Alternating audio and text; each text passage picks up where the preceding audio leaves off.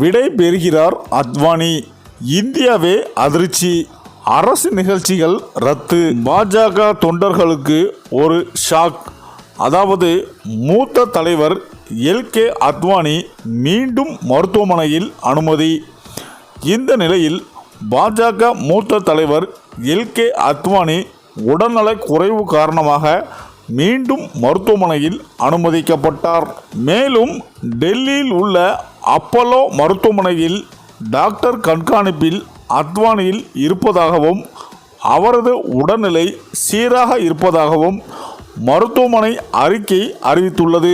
முன்னாள் துணை பிரதமரான அத்வானி கடந்த வாரம் டெல்லி அகில இந்திய மருத்துவ அறிவியல் கழகத்தில் எய்ம்ஸில் அனுமதிக்கப்பட்டார். சிறுநீரகவியல் பிரிவில் சிகிச்சை பெற்று வந்த அத்வானி ஜூன் 27ஆம் தேதி டிஸ்சார்ஜ் செய்யப்பட்டார்.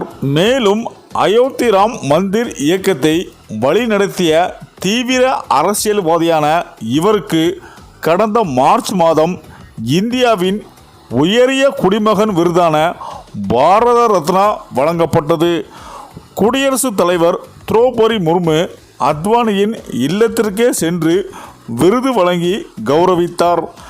விழாவில் துணை குடியரசுத் தலைவர், பிரதமர் மோடி, பாதுகாப்பு அமைச்சர் ராஜ்நாத் சிங், உள்துறை அமைச்சர் அமித்ஷா மற்றும் அத்வானியின் குடும்பத்தினர் கலந்து கொண்டனர்.